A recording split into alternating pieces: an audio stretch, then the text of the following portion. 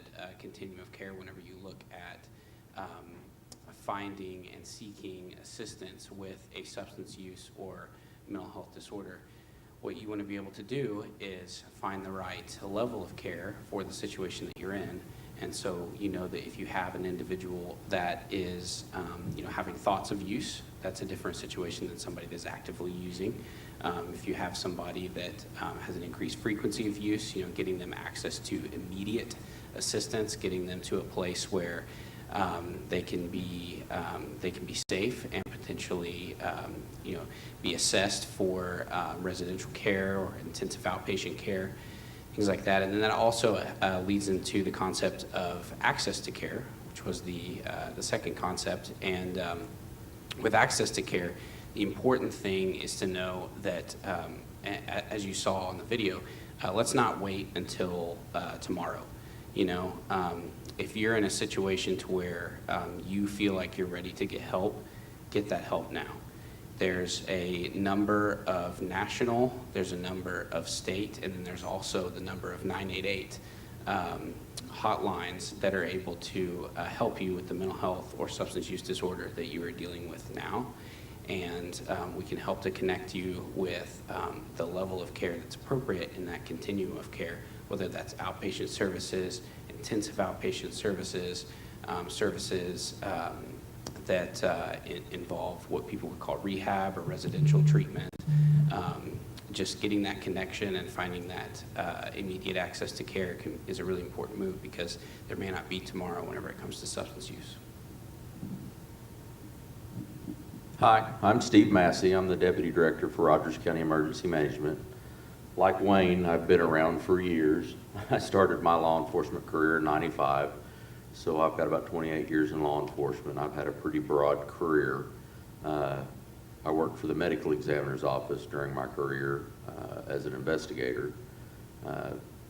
I worked there from 2006 to 2011. During that time, my first encounter with fentanyl was back in 2007. So this is not a new product. It's been around for years. It started as a prescription medication. We'll talk a little bit more about that later. My name is Layla Freeman, and I am the founder CEO of Light of Hope. But more importantly, I'm a mom, and I am the mom of Ashley. And we lost Ashley in 2013. She was a beautiful young lady who struggled with substance misuse and addiction, and we suffered through that for about 7 years. And she was using fentanyl patches. This is before I even understood what fentanyl was. She was using all kinds of different illicit drugs, but that was back when they would get the patches and dig the fentanyl out of it. And it's a terrifying substance. I lost Ashley on Christmas Eve of 2013. And after her loss,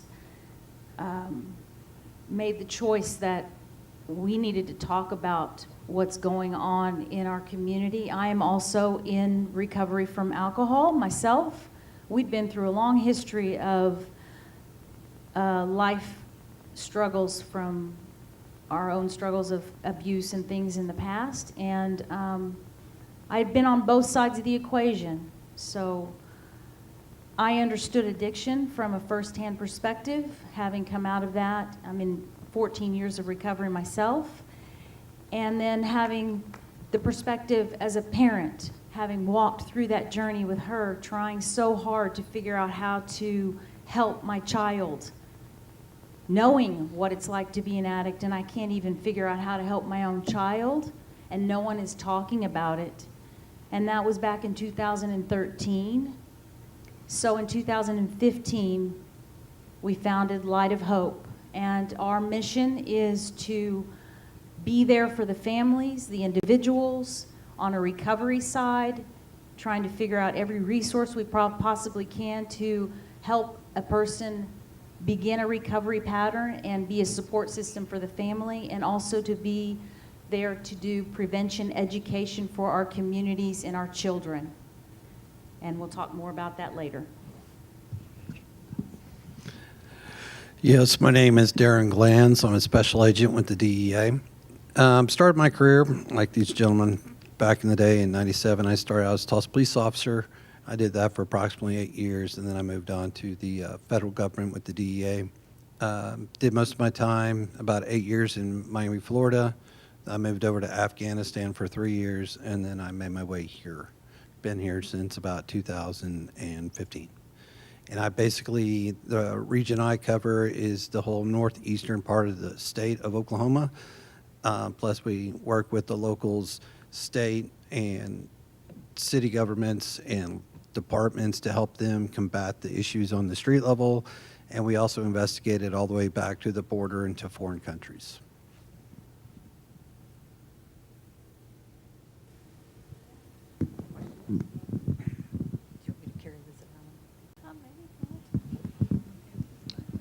We're going to open it up to questions now. And maybe I'll start because the Narcan, does Narcan help at all in these situations?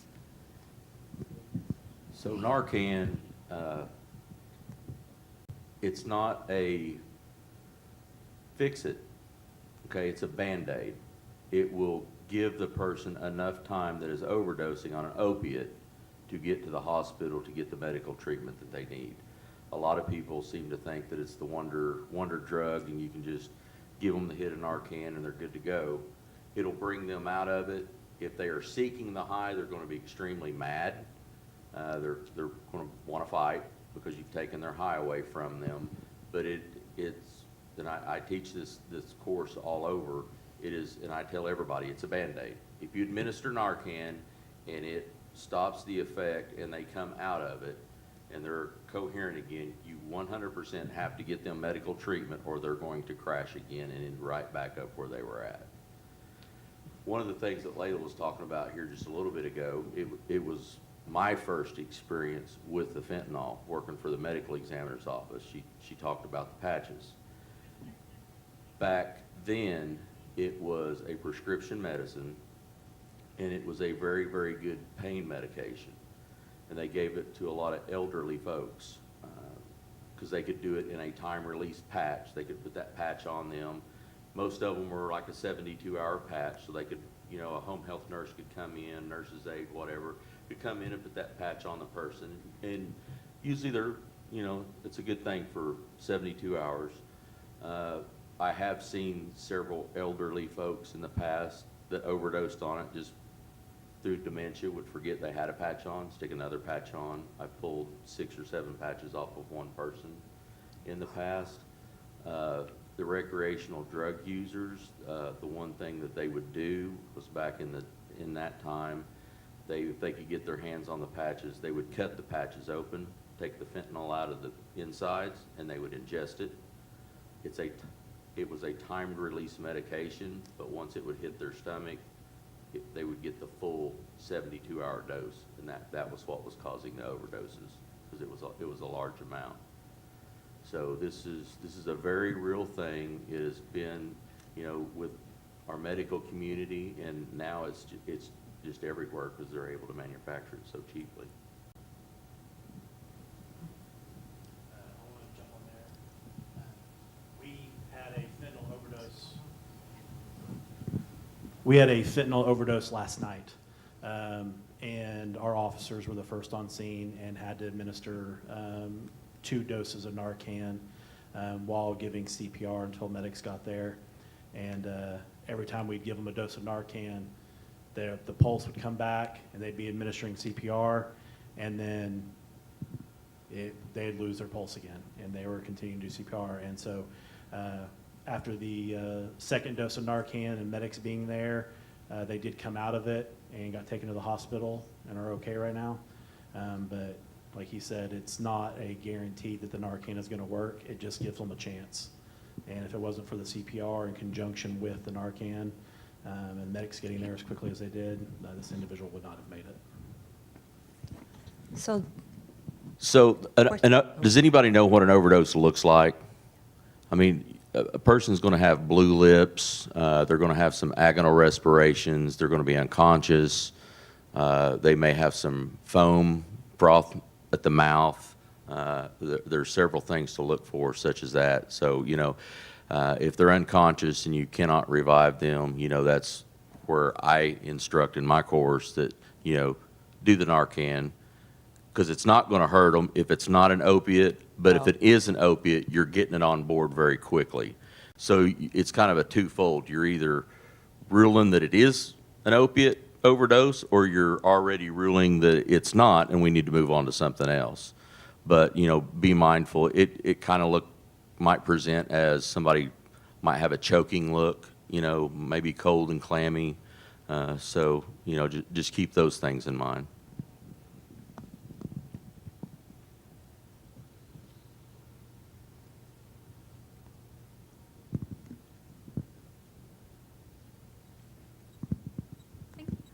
Hi there, my name is Emily. I have two questions. My first one is for the Collinsville Police. Do all Collinsville police officers carry Narcan? Yes, we have had it in every car for about the last 7 years. We were lucky enough to go about 4 years after getting it without using any of it. Unfortunately, this year alone, we have administered it 4 times by getting to an overdose before the medics did, when we went 4 years without it. So if that doesn't show the increase of the overdoses that we've had to use it that many times this year compared to previous years.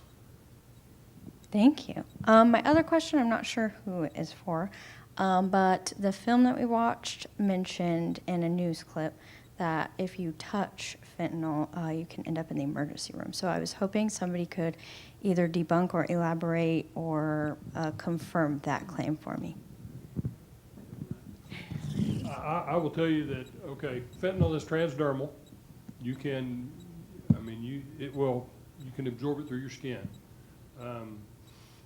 We have officers that have been exposed unintentionally, that have severe exposures. That's agencies issue Narcan, and the hope is that you save lives on the street. But the truth is that's self-protection. That's so that we can save cops that get exposed unintentionally. There's a real issue with that. Through our office, we had taken the stance that for a powder substance that we were unsure of what exactly it was, we weren't field testing that. We just package it and send it to the lab, let them deal with it to reduce the potential for exposure for people that are, or for law enforcement officers that are dealing with it. What we know today is that fentanyl's in everything. Meth dealers, fentanyl's in meth because it's, again, highly addictive and it just creates a broader customer base. We're finding it in marijuana. It's literally in everything. And so, the concern that's there is very real. I don't want to lighten that at all, lighten that concern at all. Thank you.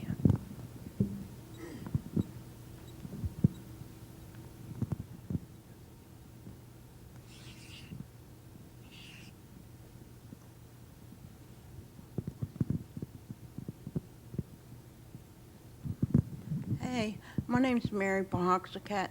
I lost a granddaughter about 1.5 years ago to an overdose, and my question is, how do people get addicted to it and other people die with the same drug? Or you got 5 people at a party and 2 of them die?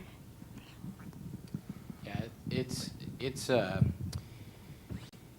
really difficult to pinpoint the reason behind an individual's addiction. You have everything from a genetic predisposition to become addicted to a substance to the way that an individual may be handling their trauma the way that they feel about escaping some of the stressors of everyday life, it's very difficult to kind of pinpoint what it is that increases someone's risk of overdosing. And so that's kind of the difficult part about it. And so what we know is that if somebody is struggling with a substance use disorder, treatment is going to be the best course of action. And so regardless of what someone thinks, where you may hear something like, I don't get addicted to the stuff, or you hear somebody that says, I don't have an addictive personality, things like that.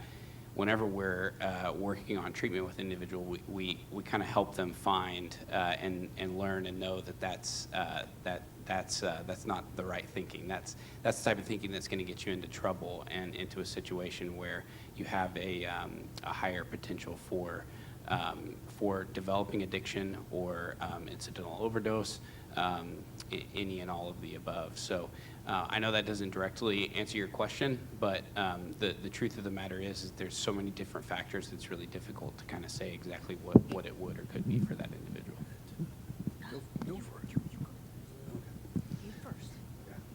So one of the things I'm going to add a little bit to that. One of the things the video didn't express or touch on is it mainly covered the individuals that were seeking out other narcotics, whether it's going to be Oxycontin, Xanax, anything in pill form, that they were getting one illegal substance and illegal pills off the black market. So they really didn't know what they were getting in the product, right? And most of the products nowadays is laced with fentanyl. The one thing it didn't touch on is that when individuals get hooked onto the fentanyl, that's very addictive to the point where they use it over and over and over again. You didn't see in the video where a lot of the individuals that are addicted to fentanyl overdose multiple times. They keep coming back even though they're overdosing on it. And when I say they overdose, they're basically dying. Every time they're using this, whether they're able to have, unfortunately, they even have things called Narcan parties. Okay? So that shows the addictive nature of this drug. So they'll have one individual who sit there and won't use while the other individual use it. And then when they overdose and they're dying, they hit them with Narcan. So that way they don't die. That shows you how addictive this drug is. So when you ask questions about, how does one individual die and the other doesn't, remember the product is a black market product. So you don't know what they're getting. You got Bubba who's in the backyard stirring up and making fake pills who really doesn't know how much of how much fentanyl is going into that mix. She has a really good story, and I'm going to use it because chocolate chip cookie. All right, use your chocolate. You go ahead. You go ahead. Obviously, we speak a lot together. So it's kind of like you make a batch of chocolate chip cookies. You stir it up. You don't know which cookie's going to get all the chocolate chips and how many are going to not have that many. So you really never know how much fentanyl, at least the guys that make it in the backyards across the border in Mexico, and when it comes up, you just don't know how much fentanyl is getting into these fake pills. So you really don't know what you're getting. So you have these individuals like the ones we see in the video, who they're kids that are seeking medication on the black market and not getting what they're asking for, and then they overdose because they're not really used to it, or they're getting a real hot shot. Or you've gotten people that are using it and they use it multiple times and they overdose multiple times, and then unfortunately it will kill them one day, if not tomorrow. And to add to that, each person has a different tolerance level. Absolutely. So it's no different than alcohol or anything else. I could use a gram and be okay. He might use a gram and it be an overdose. I mean, there's absolutely no way of knowing. In a person that is using these opiates and using this fentanyl, they have a much higher tolerance level, so their tolerance level is much higher. So a person that doesn't normally use this stuff, if they get that, and it doesn't take much, if you're new to it, that may be the overdose that may be the amount that puts them into that overdose. So, I mean, there's definitely a tolerance level. There's a health level. If you've got prior medical condition, there's a whole gamut of stuff that really goes into this.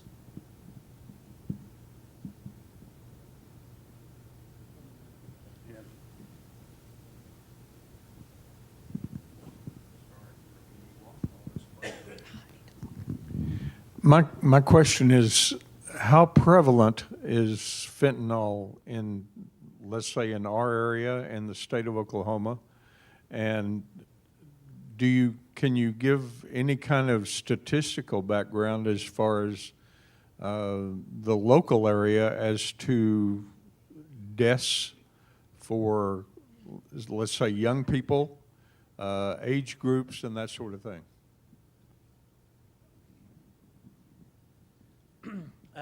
I don't have any statistics on the death rate for our area. You know, when we get involved, we're dealing with an overdose where we're administering Narcan, or they're making it to the hospital, and you know it's getting classified as a drug death there. So I don't have the statistics with me. I will say though that you know, a few years ago, the drugs that we were getting off the individuals in Collinsville we were seeing an increase in cocaine, we were seeing an increase in heroin just a few years ago, and now we are finding almost none of it. Almost every drug arrest we have, it's fentanyl. We might get the occasional kids raiding their parents' drug cabinets and stuff, but outside of that, it's marijuana and it's fentanyl. And almost every drug overdose that we have been to here in Collinsville is because of fentanyl. So, in fact, we recently, I think it was back in October, we served a search warrant on a young individual that was selling drugs in Collinsville. It was one of the bigger names that we had been seeing repeatedly selling to our youth. And when we arrested him, we served a search warrant at his house in Owasso, and we interviewed him, and he told us that a week prior to us arresting him, he had OD'd in his car from his friend's house on fentanyl because he had bought a stash of pills from his source in Tulsa, and he had taken it thinking it was Oxy, and he OD'd because it was fentanyl. And he actually ended up throwing out those pills because he didn't want to end up killing somebody and getting arrested for it. But that was 30 pills that could have been in the hands of Collinsville youth if he had not tried it and had just sold them. So it's very prevalent, and it's only increasing. It takes such a small dose that they are, like it's been said, they are lacing everything with it. That you find it in marijuana vapes now. You're finding it in just about everything. We now test everything that we get for fentanyl, because if it tests positive for fentanyl, it's almost always a trafficking case, because it takes such little fentanyl to hit the trafficking weight that if it's mixed in with cocaine, then you're going to get trafficking weight for fentanyl, because they are lacing everything these days with fentanyl. So it's probably it's as prevalent for us as marijuana is. We find it almost on every drug arrest. I can tell you one other thing. So this mic's not working. Last year in the United States, we had over 108,000 individuals that were poisoned by opiates, including fentanyl. I can't tell you, I don't have the figures as in regards to ages or the age ranges, but the vast majority of that are going to be younger people. That's typical of what we find in drug experimenting. Individuals that experiment with drugs are typically younger. You don't see not that there aren't older people that use illicit drugs, but at the same time, those people that are more active tend to be a little bit younger. So it's certainly a wide-ranging problem. Well, let's talk a little numbers. So from 2020 to 2021, for the state of Oklahoma, or nationwide, there was 106,000 deaths, opiate overdoses. And that was from 2020 to 2021. And he's saying last year it was 108,000, so it's increased. These statistics that I'm giving you are from the Oklahoma Department of Mental Health and Substance Abuse.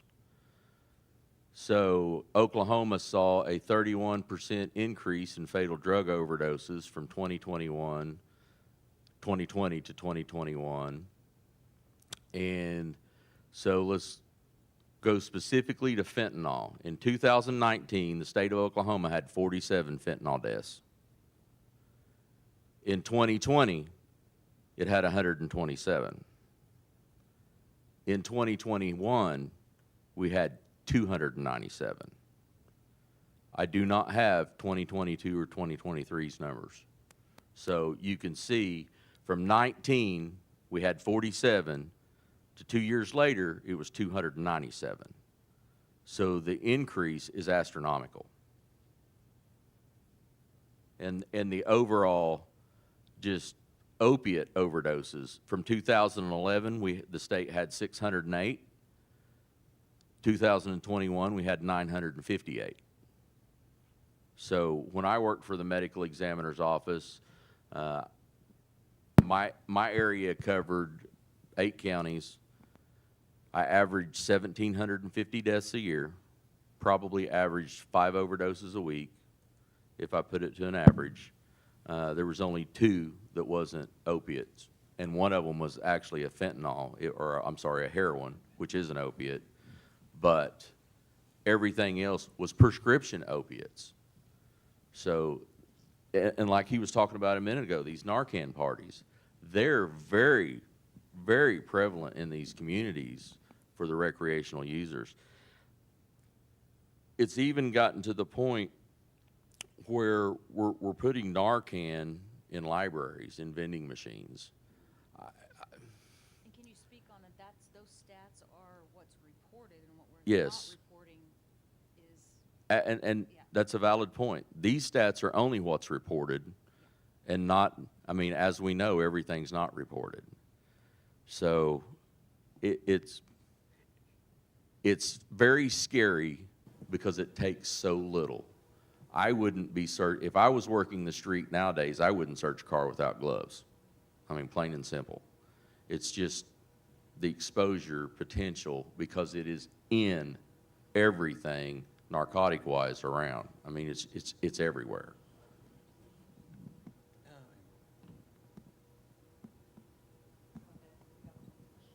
Okay, so my question is, if you're in a room with someone who's smoking and you're awake or you're asleep and they blow smoke on you, can that kill you?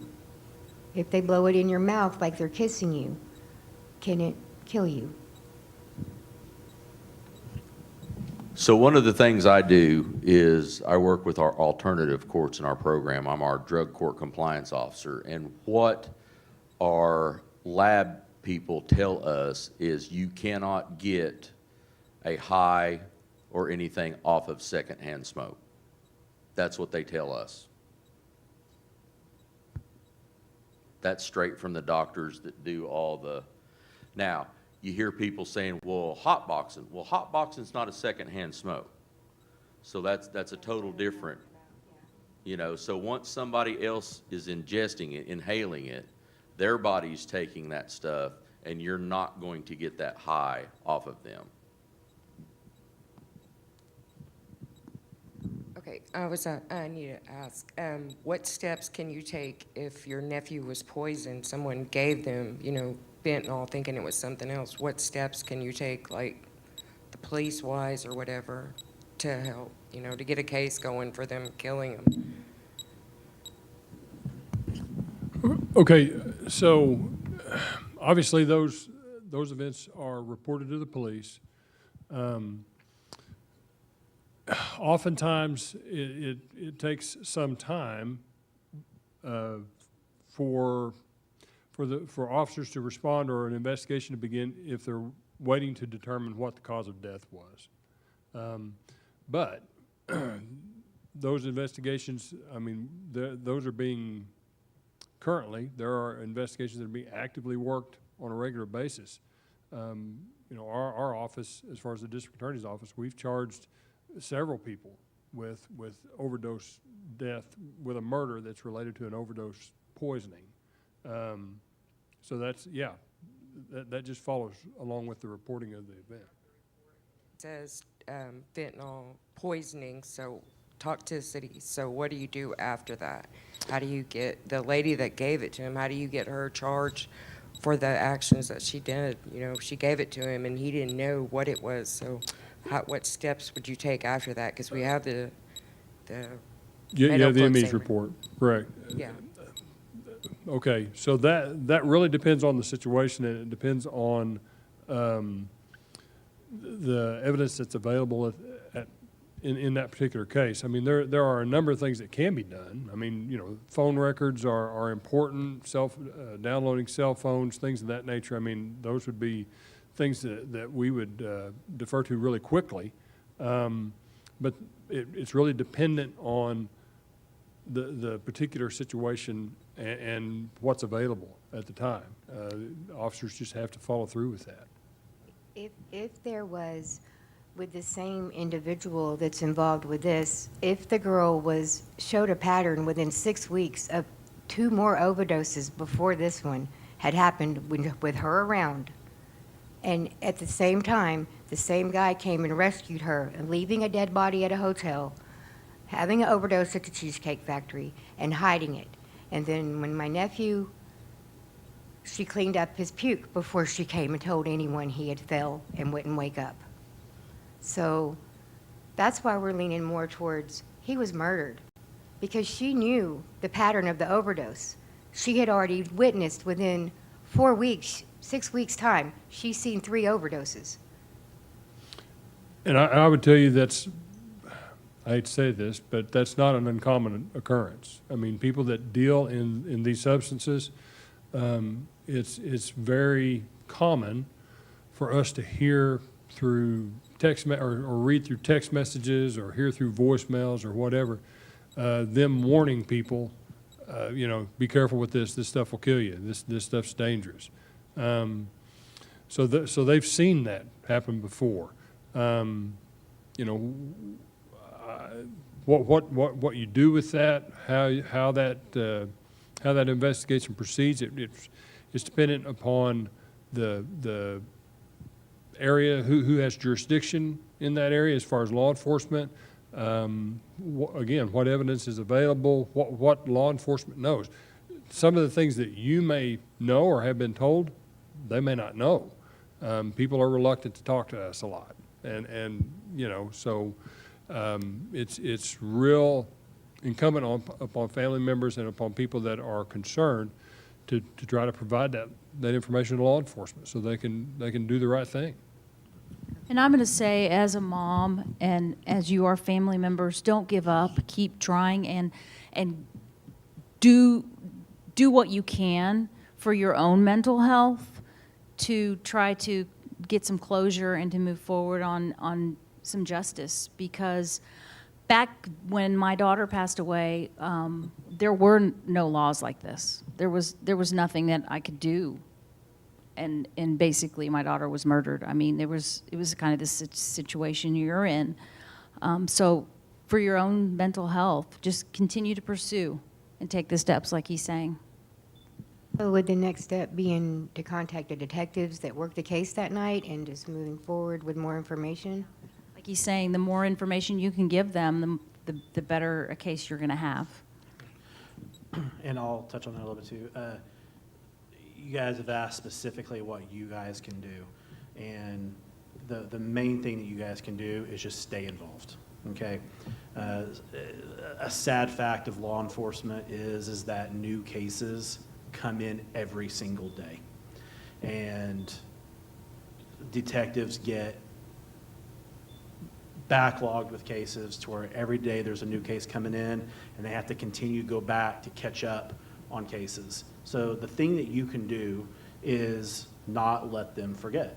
Stay involved, stay in contact. Don't harass them, but stay involved. Stay in contact, ask for updates, pass on information to them that you hear, and try not to get frustrated. Like, just because it seems like there isn't anything progressing on that case doesn't mean that they're not working as many avenues as they can. Maybe someone who is related to that drug dealer, they're working a case on so where they can get them to turn on them and get information from them.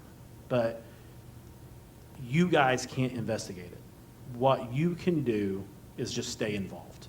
Stay in contact and don't let them forget about your case.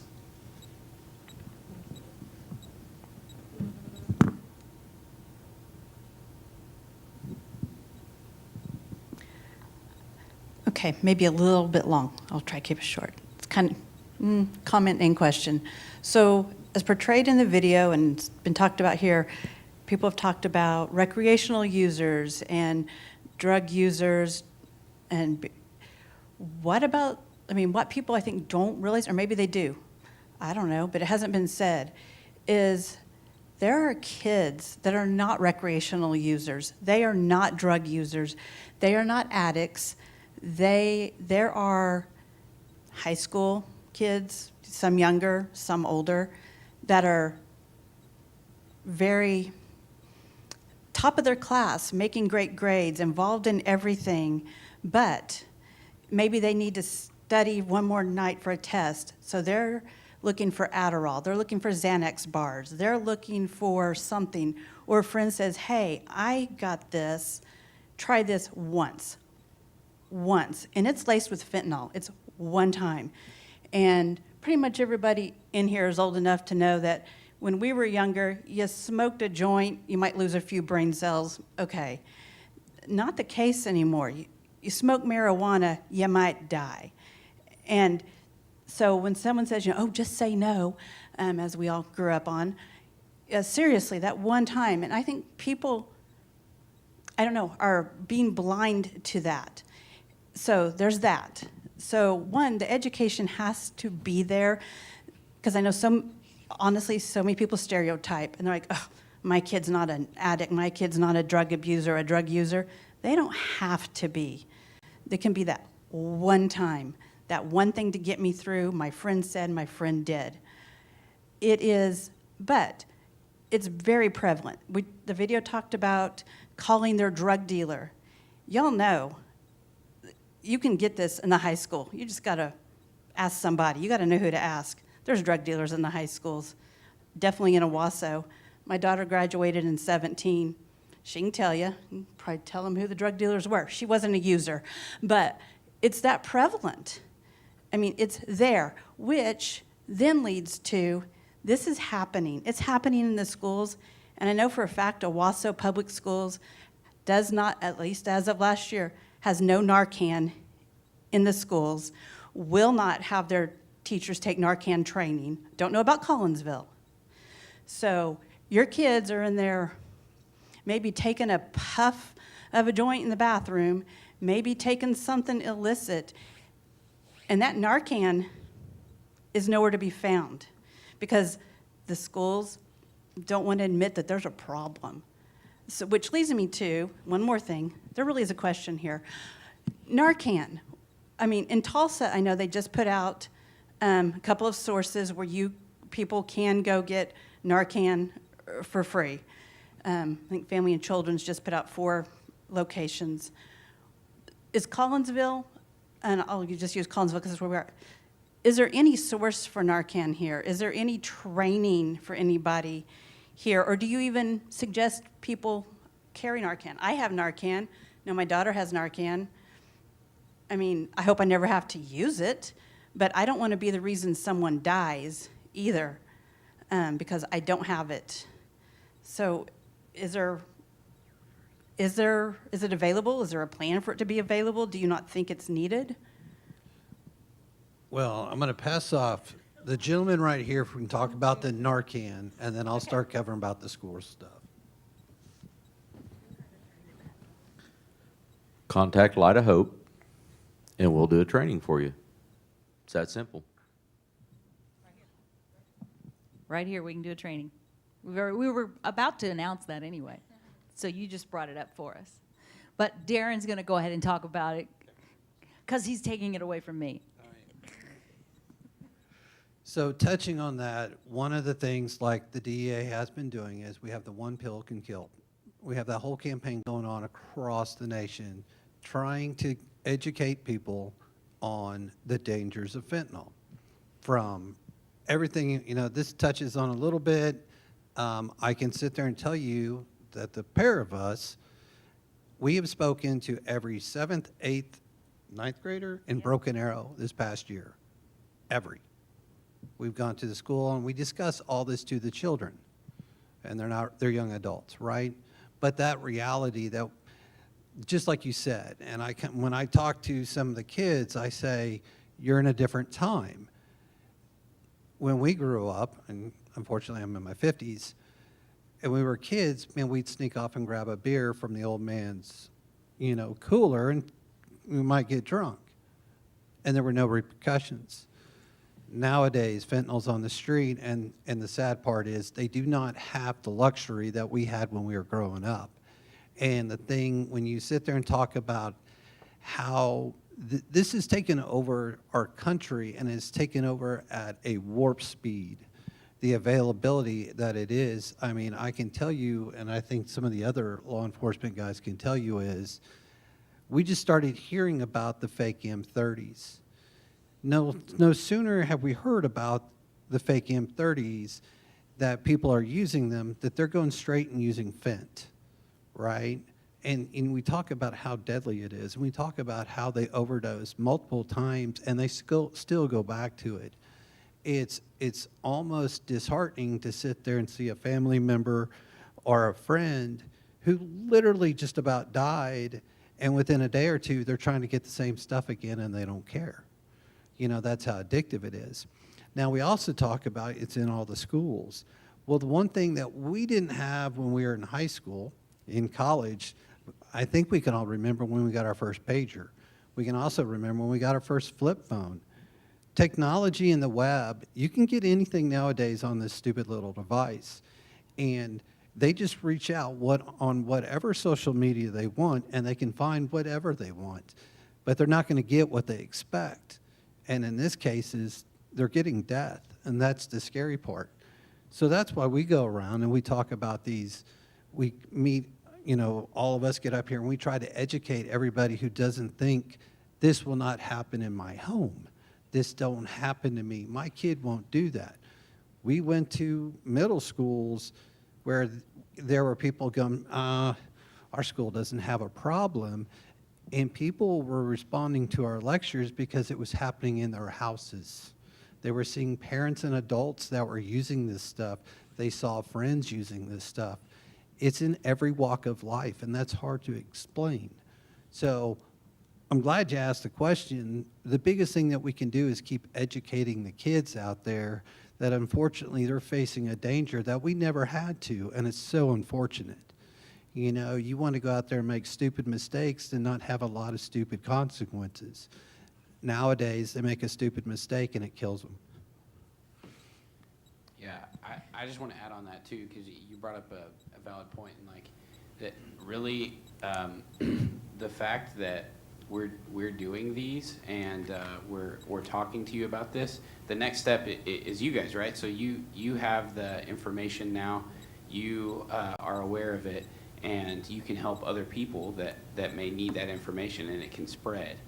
The other thing is with children, a lot of times we think that we're scared to desensitize our children with things like that, and so someone may wait until their child is well into high school or even after to have some of these discussions about drugs. And what we know is that whenever someone is young, that's the best time to have that discussion. So we see there's some younger individuals that are here today and come. I mean, good for you for bringing your kids and informing of this at the correct age, because again, you don't want to be too late. And that one conversation that you have with your child may be the difference between them taking that pill and not taking that pill. One of the biggest missions that we have at Light of Hope is to educate. And so we are going into the schools. And if you are have any affiliation with a middle school or high school, we invite you to help us get into the schools proactively. We go, we're partnered with the Drug Enforcement Administration. We go in and do assemblies and in classroom discussion to educate and get in front of these kids and bring to their awareness what these substances do to them, physically do to them, to their brain, their neurological system, their heart. That not the do, and we do not do the do not do drugs approach. That, I mean, that's old school, 80s, whatever. It is more about the education of physically what is this going to do to me and how is the long-term effects going to impact my life, and just giving them the tools and the mindset of that educational educational boundary maybe gives them a tool to make their own choice in a much more educated way. So the more we can get out into the community and do more of these town halls, the more we can get in front of these kids and do education. That's the mission. We have to get ahead of the problem because, as we know, the problem's not going to solve itself unless we start doing something about it at an early age. Okay, so I'm going to be the heavy on this end, and don't misunderstand what I'm about to say, because I am not the cop that thinks that throwing everyone in jail is the answer. Okay, that's absolutely not the case. But one of the things that I think it's important that everyone understands is that the penalty for possession of fentanyl in the state of Oklahoma is a citation. It's a ticket. It's not a felony. It's nothing that somebody goes to jail over. They might go to jail, but it's a misdemeanor. It's the equivalent of a speeding ticket. We in Oklahoma, we have the most liberal drug laws in the entire nation. What you can possess here legally, as far as marijuana is concerned, is a felony in the state of Colorado. So there are some attitudes, there are some things that need to be addressed legislatively to hold people accountable. I am supportive of treatment, absolutely, but I will tell you that from a law enforcement perspective, treatment without enforcement is impotent. I know many more people that have gotten clean and stayed clean because the threat of going to jail was over their head.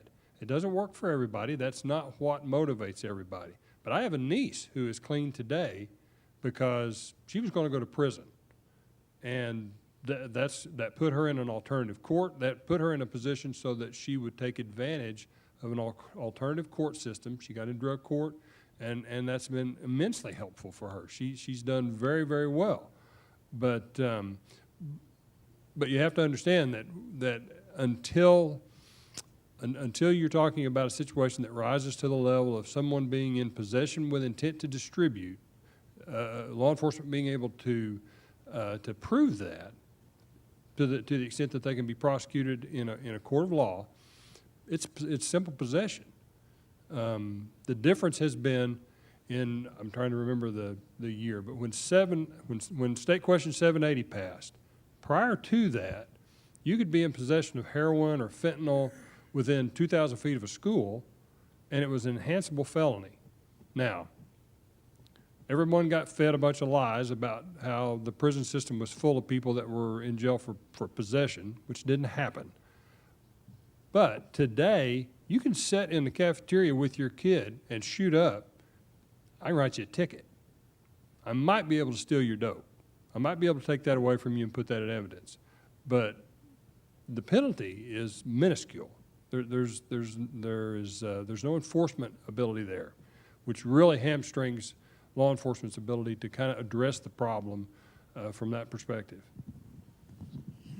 And with that, it's not just fentanyl. It's heroin, cocaine, methamphetamine, you name it, it's a ticket. And that, like Wayne was saying, is the bed of lies we were fed when they passed the medical marijuana stuff. The third one? Oh, okay, well, there's been so many, it's hard to keep up with. But Education, education, education, and that's what we are all up here trying to do. I mean, I've been dealing with this stuff since 2007. What's the one thing our doctors prescribe to us? Now that, and I'm gonna go off of fentanyl just a little bit because fentanyl's an opiate. What's the one thing that doctors prescribe to us when we have a backache or a headache or whatever, a surgery? You get a pain pill. Well, guess what? That's an opiate. So, I mean, I've had family members that have had surgeries, taken the prescription medication as prescribed, and within 2 weeks, their body was addicted. You're asking, well, okay, how's this work? Well, if you take a prescription, a lot of times at the max dose is the way it's prescribed, because of the chemical makeup and everything and the way your body makeup is, your body becomes addicted, even if your mind is not. So this particular person that I'm talking about was addicted because I'd talked to them and they were sick. And I'm like, why are you sick? And this is somebody I know very, very well. And so get to talking, I'm like, when did you stop your medications? Well, today, yesterday, I just cold turkeyed.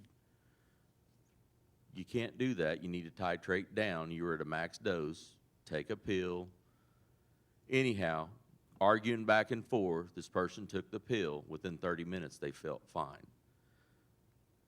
This was a person that got addicted to an opiate by prescription. A lot of our young people, I've dealt with a lot of young people in the alternative courts program that were prescribed medications, were addicted, couldn't get enough to curb their pain or whatever. Of course, it gets to a point where they don't want that feeling of the detox and everything, and that's what happens. So then, imagine being that person, and Joe Blow over here says, well, hey, I've got some oxys, I'll just give them to you. And you've heard us all talking about fentanyls and everything. Well, that's not even a recreational user that just by merely being prescribed prescriptions from a doctor ended up in a position that's potentially fatal. So keep that in mind. I mean, this is real. This is not a recreational drug problem. This is a problem for every one of us, our moms, our dads, our brothers, our sisters, our children. This is real. I'll address just the one portion that you asked about Collinsville specifically. It's a really good question. I don't know what the school's policy is on the Narcan and how many, and if they have any. I will say that there's at least 2 boxes on campus. One with former Captain Boggs, who's head of their security, and with Mark Hodges, who is at the Q. They each have a box because I gave it to them, and they're both trained on it. And I don't know if you're familiar with the RAVE panic system, which is a mandated system by Governor Stitt for the active shooter alert system. But it's not just for active shooters. It can actually notify 911 of medical alerts as well. And Captain Boggs is tied into that system. He gets notified the second that any teacher alerts someone of a medical alert. He gets notified just as quickly as our 911 system does. So he is on campus to respond to that. And I know that he does respond to medical emergencies to see if there's anything he can do. So there is at least someone at the high school in TQ that has a box of Narcan that can respond in a medical emergency.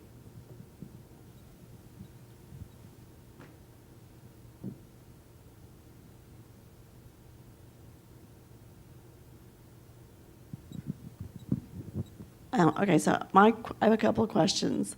My son and his girlfriend are addicted to fentanyl, and as a crazy mom, I want to actually follow them and find out where they're getting it. So I wouldn't, but I would like to.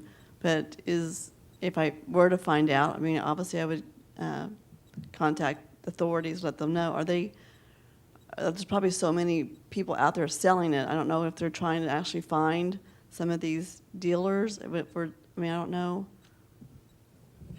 I would tell you that's ongoing. Yeah, oops. So if I find out where they're getting it, then I can just contact, let them know an address, and let them know Absolutely. this is being sold. You bet. My other question was, they're also going to a methadone clinic, and I just wanted to know what your thoughts on that are. Actually, they're going on to a methadone clinic, and I've been trying to educate myself. Yeah, so medication-assisted recovery or medication-assisted treatment is one of the more powerful forms of treatment that we have. It's very difficult for people to have the concept or think of like, I am going to take something to get off of something. But whenever you look at methadone or Suboxone, the Subutex is kind of an additional medication that can be used in medication-assisted treatment.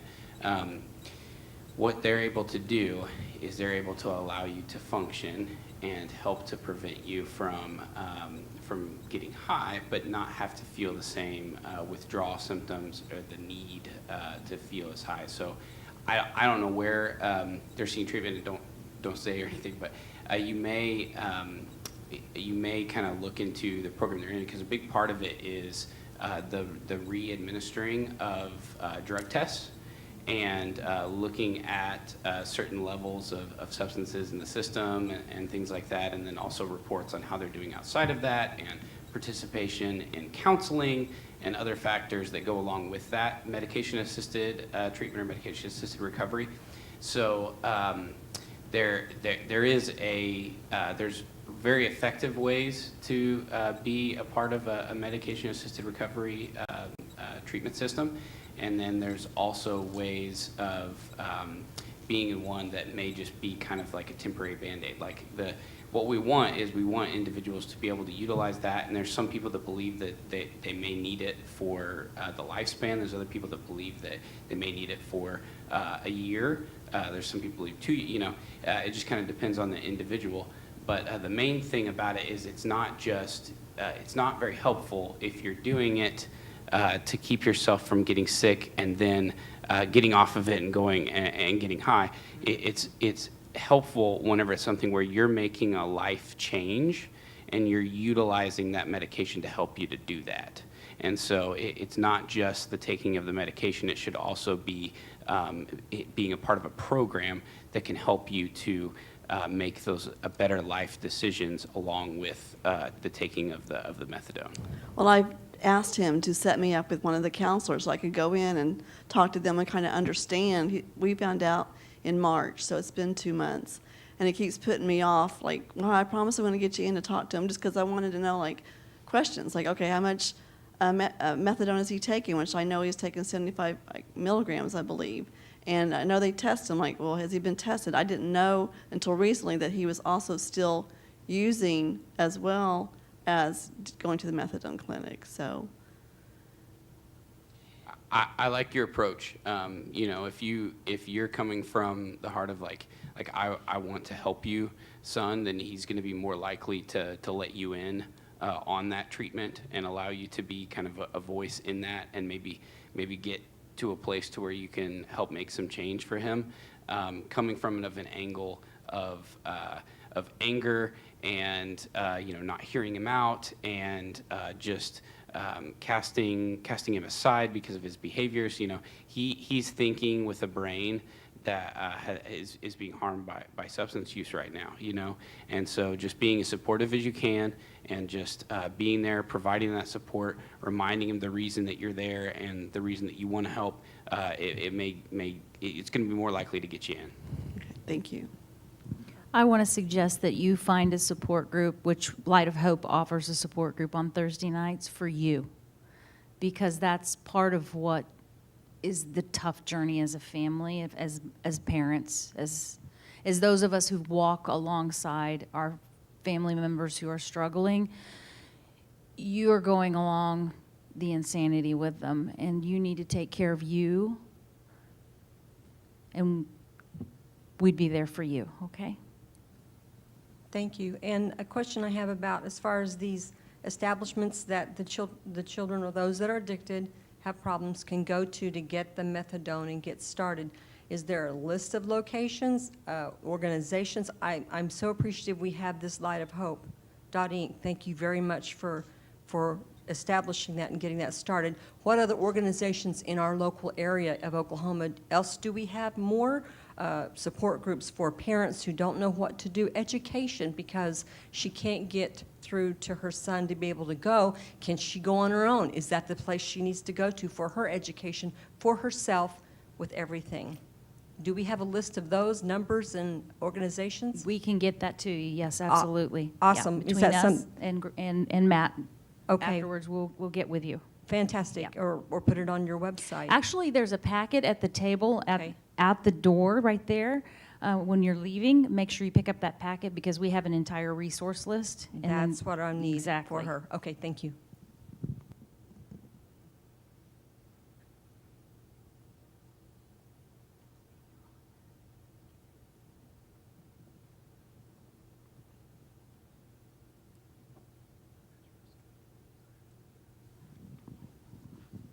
I have a couple of questions.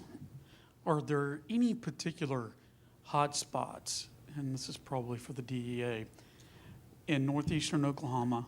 I know you want to look at it per capita, but because Tulsa's a bigger area, Rogers County's big, but that really are manufacturing fentanyl, or is it just coming across certain areas, state lines, things like that? And if we do have a hot spot, why would that be?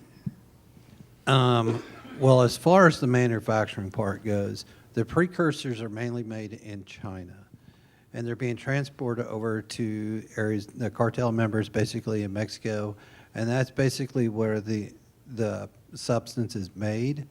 This is not, and then because of the packaging, the way it's transported, it's very easy to smuggle.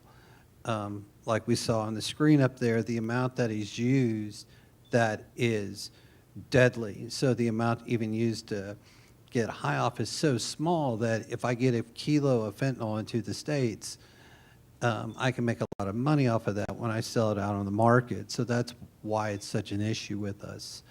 But when it comes to a hot spot, I mean, we really don't have one. We just have where you have a large population, you're going to get that because it blends in, the sellers do.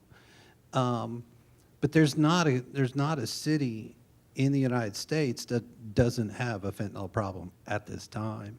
I've gone out and done casework in Tahlequah, up in Osage. It doesn't matter what city I'm going to, it's got fentanyl. The main reason, like, if we see more in Tulsa is the population's higher, and that's where it's being transported to. It's being smuggled everywhere. I mean, I wish we had just one spot where that was the hot spot. It'd make my job so much easier and all of our issues up here. But it's so easy to smuggle. One of the things to defeat this problem is straight up education.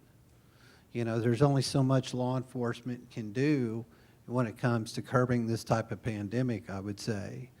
I mean, if anybody else has thoughts of that. It's just so difficult to stop this amount of smuggling that's coming across the border. I mean, you get this stuff in planes, trains, automobiles, tunnels get going under the border. It's all over the place.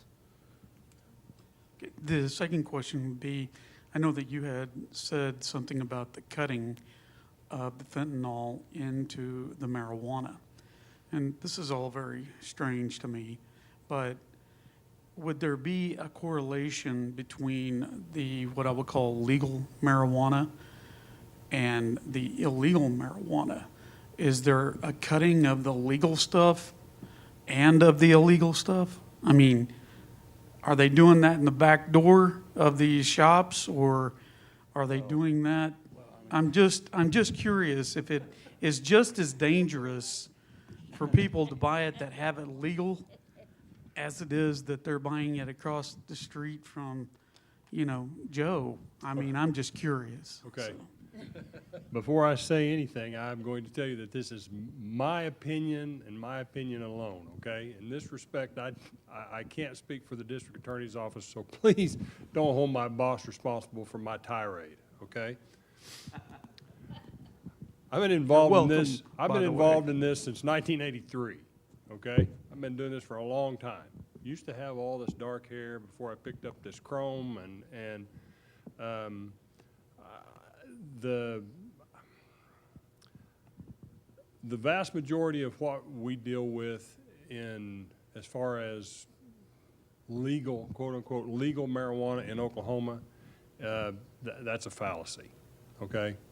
I will tell you that I have good friends that work for the Bureau of Narcotics. I work with those guys on a regular basis. One of the guys that works for me is a TFO, is a task force officer for the Bureau of Narcotics.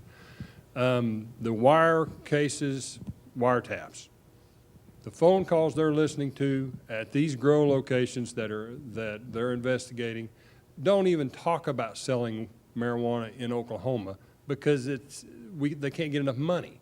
It's, you know, if I can sell it for $400 a pound here, I can sell it for $6,000 a pound in Flushing, New York. So that's where it's going. We have 4 times the number of grow operations, well, at least 4 times the number of grow operations, more than we do dispensaries. I don't know of a business model in anywhere that you have 4 times the number of wholesalers as opposed to the number of retailers. That just doesn't make sense. So when you start trying to differentiate between what's legal and what's illegal, I've dealt with too many transporters that have been caught illegally, and when you start talking to those guys, hey, so how many dispensaries do you deal with? Well, I deal with 25. How many of those dispensaries are selling out the back door? Well, all of them. I mean, that's what I hear, okay? Now, I'm sure that there is somebody out there that is doing things correctly, that they're abiding by the law. I'm not trying to generalize anything. I'm just telling you my experience. So when you're trying to differentiate between what's legal and what's illegal, I'm going to tell you that the amount of money that you're talking about, when you're talking about getting people addicted, okay, you want me to get off into this? I'm trying not to. In the 3 counties that I deal with, there are 339 licensed commercial grows. If they grow, if they did business this way, if they went through a full cycle, a grow cycle, every 90 days, and they harvested every 90 days. They don't do it that way, but if they did, those 339 grows, if they were all what the Bureau of Narcotics considers an average small grow, which is 5,000 plants. Now, we have some that are much smaller, but we have some that are a whole lot larger. If they went through that cycle, and they went through 4 cycles a year, they can produce over, now just the grows in the 3 counties that I'm dealing with, they can produce over 6 million pounds of marijuana, okay? If they transport that north and they sell it in Alton, Illinois, or Columbus, Ohio, or Flushing, New York, where they can get $2,000 to $6,000 a pound for it, if they only sell it for $3,000 a pound, that's over $18 billion with a B in illicit money, okay? If I'm looking to expand my market and I put a highly addictive substance, if I dust a highly addictive substance onto this marijuana, all I'm doing is making more money. And that's all this is about. That is all this is about, is making more money. So, again, trying to differentiate between what's legitimate and what's illegitimate is really, really tough when, again, we know that the vast majority of what we're dealing with is not operating in a legitimate fashion, okay? Again, that's my opinion. There's going to be a lot of people that don't like that and a lot of people that disagree with me. I'm just telling you my experience. So that's what it boils down to. I agree with Wayne.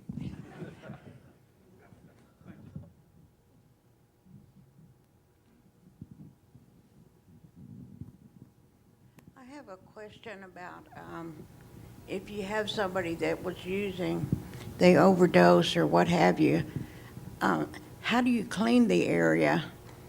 A car specifically, or a room that they were in?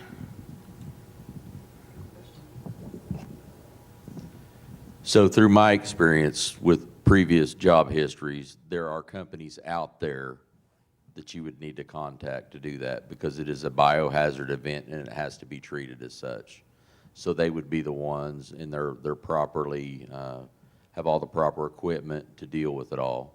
So you just, more than likely your insurance company has a list of biohazard cleanups, and they would be able to help you with that.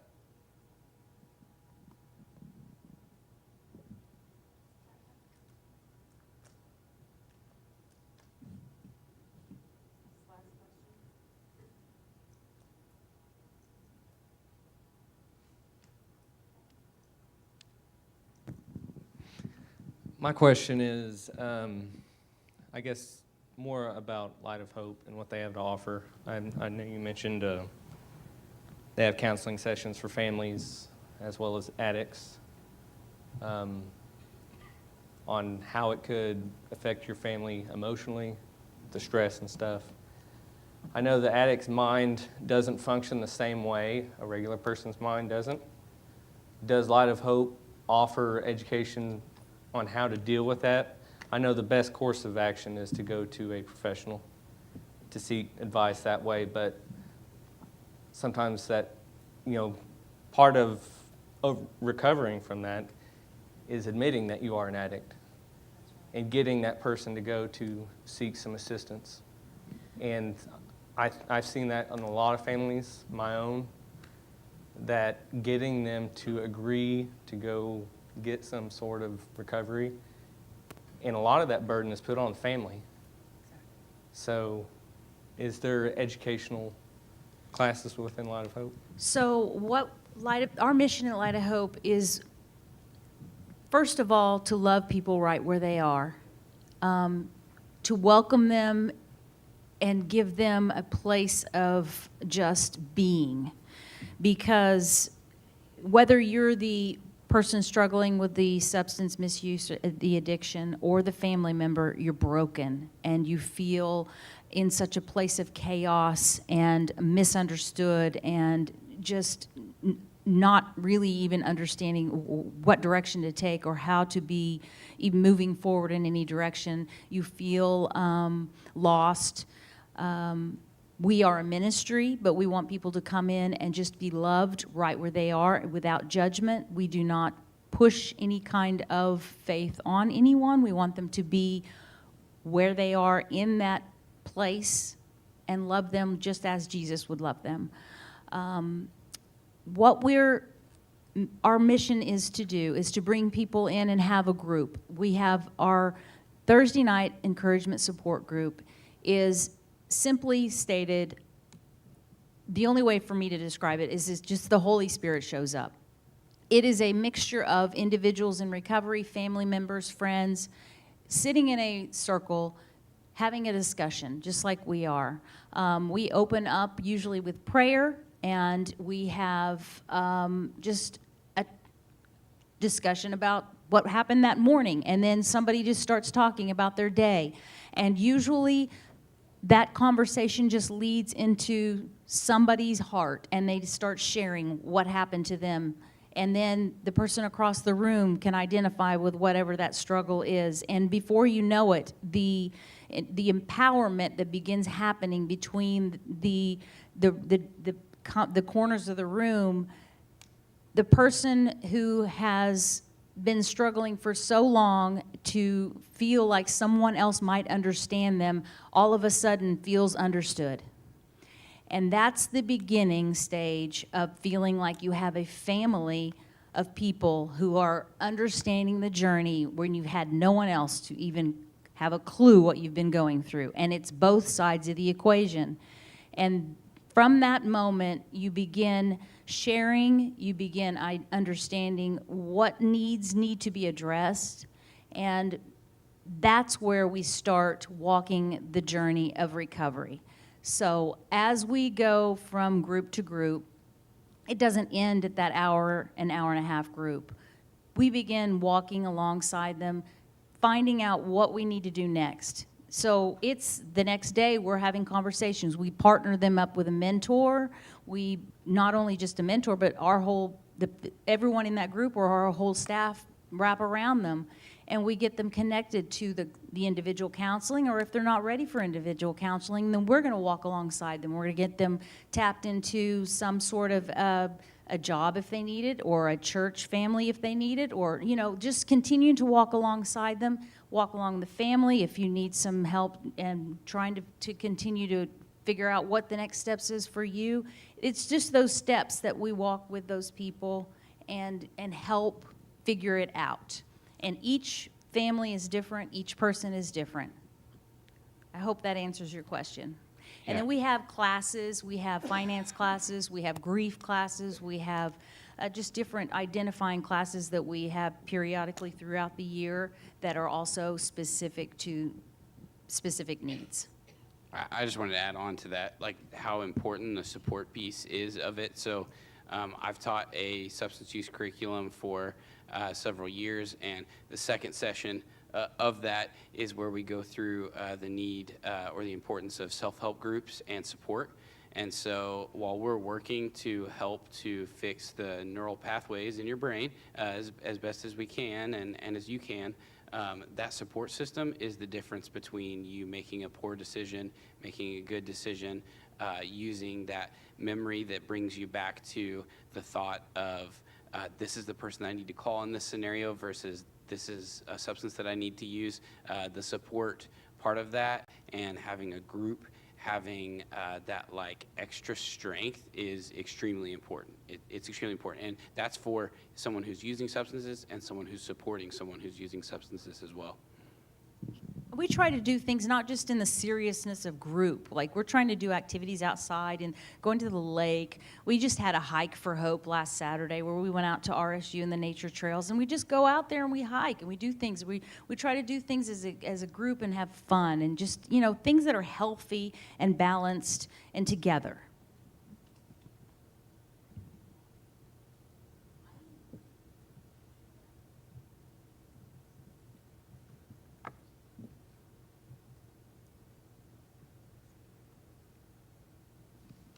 I don't have a question, but I feel like I should elaborate on what is being said. My name is Michael. I'm a recovering addict. I've got 90 days under me. I've been going to Light of Hope for almost 3 months now, and it's the greatest decision I ever made, and fantastic people. I was staying in an Oxford house. I'm now living in a house. It's a live-free house, a men's mentoring house through Cedar Point Church. And they make me feel like I'm at home. And they have a lot to offer because it's a faith-based program. And they help you get your life on track instead of just letting you sit in the house and fend for yourself. Because people like me, people like addicts, we do need help. We do need somebody to talk to when times get rough. We do need somebody to be there because most of us, we get lost in only living our life a certain way, and that's doing drugs. And then once that's taken away, we're either in jail or sitting in prison. But having people that can be there and to show you and to guide you, that's a wonderful thing. So if anytime you guys need anything like that, contact Light of Hope. I'm telling you 100%, they're there for us. They're there for anybody. Their door's always open, and they will help you any way they can.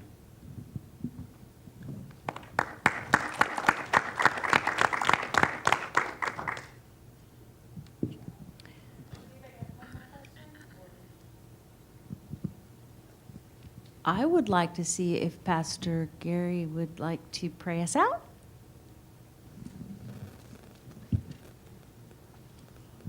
I would like to say thank you to Light of Hope and this entire panel, Nancy, Layla, and you, Pastor, for opening your church for this. We've got to keep these discussions going. And thank you, Pam, for helping us. Let's pray. Dear Heavenly Father, we thank you for this day and thank you for all the folks that are here tonight and for their personal connection to this subject matter. Thank you for the concern that they have. Lord, thank you for our panel and the time that they have spent here with us, helping us to learn more and understand. Thank you for the years of experience that you've given them. And Lord, we just ask that you continue to enable them to do the job, Lord, that you have given to them. God, help us as we deal with the people in our lives who are struggling in this area. Help us to have the answers to point them in the right direction. Thank you for this time. Lord, we just ask that you bless each and every family and individual that's here. Lord, help them to get the help that they need. And God, we just love you so much.